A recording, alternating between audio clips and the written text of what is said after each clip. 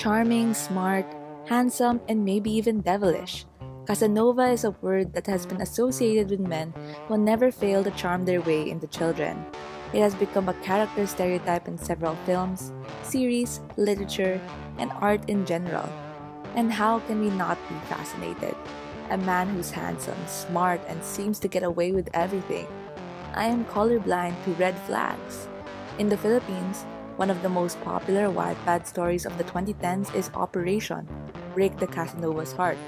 Why do we love bad boys so much? And who exactly is Casanova? Yes, that's right. Casanova is a real person. He is not a fictional character. He actually existed once on Earth. Casanova has been used so often in art that he feels fictional. After all, he's been played by Tony Curtis, Donald Sutherland, Heath Ledger, and Vincent Prince. His tales certainly are wild and adventurous for most of us, traveling all over Europe, getting into scandals and affairs, and even breaking out of prison. Does that not sound like a novel to you? It's not a novel, it's Casanova's life. Giacomo Casanova was born on April 2, 1725 in Venice, Italy. More than just being a playboy, he was an intellectual person. He survived as a gambler, became an astrologer and spy, wrote a science fiction novel, a proto-feminist pamphlet, and a range of mathematical books. He was also one of history's greatest travelers, traveling from Madrid to Moscow. He was the son of an actor. At age 17, he lost his virginity to two well-known sisters, Nanetta and Savornan. This love triangle would continue for years, starting his reputation as a womanizer. In the preface of his memoir, he wrote, "I was born for the sex opposite to mine." After his service to a Roman Catholic cardinal, he became a violinist in Venice and joined the Masonic order in Lyon, then traveled to Paris, Dresden, Prague, and Vienna. His life was transformed at 21 years old when he saved the senator from an apoplectic fit.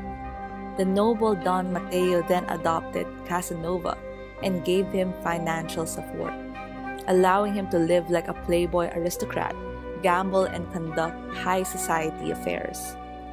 But Casanova's life wasn't all uphill. One night after his 30th birthday, the police came into his bedroom. He was signaled out by spies for prosecution as a conman, Freemason, astrologer, and a blasphemer. He was imprisoned, but managed to make a great escape and went to Paris. When he arrived there, he introduced the lottery and became popular among the aristocracy. After avoiding his creditors in Paris, he used the name Chevalier. He traveled to southern Germany, Switzerland, southern France, Florence, Rome, and London. Casanova also moved to St. Petersburg, but he was forced to leave there because of a scandal followed by a duel. He sought refuge in Spain. His charm was bound to run out though. As he aged, it took a toll on his good looks and sexual prowess. Young women were no longer interested in him. His confidence was impacted at 38 when 17-year-old courtesan Marie-Anne Genevieve tormented him for weeks and scorned him. His final years were spent as a librarian. Nobody knows the exact reason why, but his manuscript ended in mid-sentence when he was 49. Some say that he planned to end his memoir before he turned 50, but was interrupted when recopying the final draft. This autobiography provides an account of his life and solidified his reputation as a womanizer. It is even a miracle that the manuscript survived. He first gave it on his deathbed to his nephew, and it was eventually sold 22 years later to a German publisher.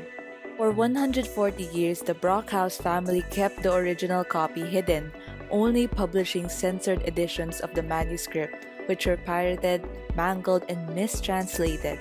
The manuscript details stories of 120 notorious love affairs with countesses, milkmaids, and nuns, as well as escapes, duels, swindles, stagecoach journeys, arrests, and meeting with royals, gamblers, and mountebanks.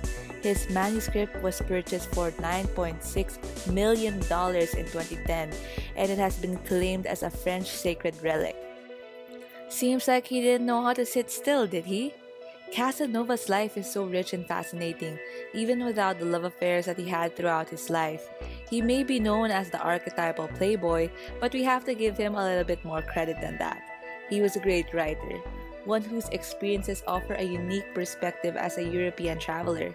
He has seen and lived many stories, ones that even our wildest imaginations can't fathom. Maybe this is why we are drawn to Casanova's character. His life is filled with stories that most of us wouldn't dare to entertain. He didn't live a quiet life, seemingly preferred one that gave him a rush. With such an interesting life and personality, who wouldn't be attracted to him? He is not the most morally good man to exist, but certainly we can take some of Casanova's YOLO attitude with us. We only live once, so might as well get the most from it.